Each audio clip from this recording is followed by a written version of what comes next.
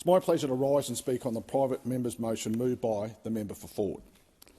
Deputy Speaker, the people I serve in the Longman electorate are just good Aussies who simply want to ensure that they have good roads and infrastructure to support our fast-growing community, have good health care, be safe in their homes and out and about, have a health care system that ensures when there are medical issues they can be dealt with professionally, efficiently and affordably, and they want to be able to pay their kids' sporting fees.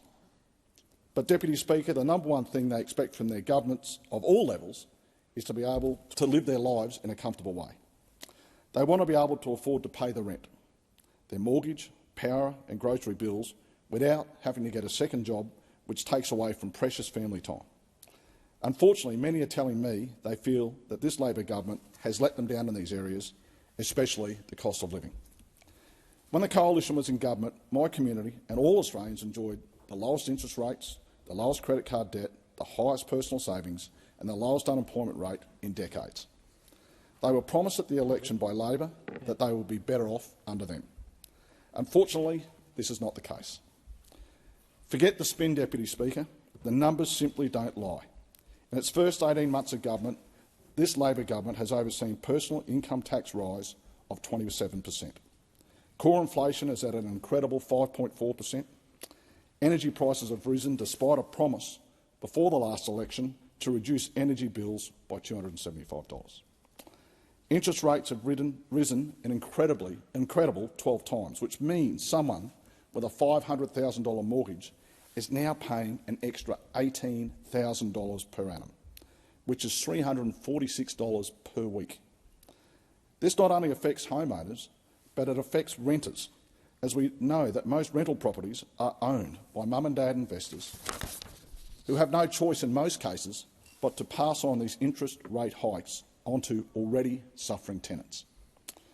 Deputy Speaker, Labor sort of have adopted the Coalition Stage 3 tax cuts, which people do appreciate, but it simply does not go far enough.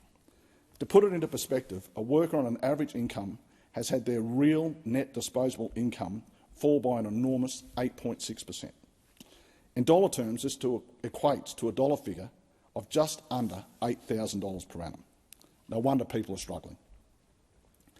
We have to stop talking about gross wages and talk about net wages after tax and real wages, which is where we measure what people actually get for their money and, quite simply, the only true measure. What Labor has always failed to understand is that when you increase gross wages, this puts pressure on inflation. Now, I know Minister Burke will say that the member for Longman is against wage growth, and let me state right now that is not the case. I, more than anyone, want to see the financial burden on low to middle income earners ease, and I support real wage growth. But the fact is that when you keep increasing gross wages, this increases prices, as these higher wage costs must be recouped by businesses. So I pose the question, what is the point in getting a $50 gross wage increase if $15 goes in tax and your weekly grocery bill goes up by $70, which means in real terms you're actually $35 worse off? And that is exactly what is happening. But of course Labor aren't interested in helping people, they are only interested in the headline, which is reprehensible.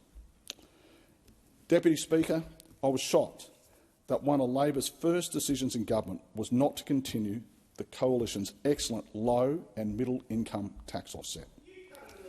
This initiative gave workers on under $120,000 per annum a boost when they did their tax return of up to $1,500. I've had so many people ask me, after they had done their tax, why this cost of living measure had been quashed. My only reply is, good question. Deputy Speaker, good government is about prioritising the most important issues the people of Australia face, and I can tell you that many in my electorate are questioning the way this Labor government prioritises. They watched in dismay and disbelief as they spent their first 15 months in government spending time, energy and money on a divisive referendum that cost taxpayers $450 million at a time when interest rates and inflation were increasing dramatically with what they describe as being completely out of touch. After this divisive referendum was soundly defeated, the government almost had an awakening and decided, due to the polling results, to do something about it. But unfortunately, as always with Labor governments, their solutions are rarely effective, and I fear that Australians have not seen the worst of this government and there is unfortunately more pain to come.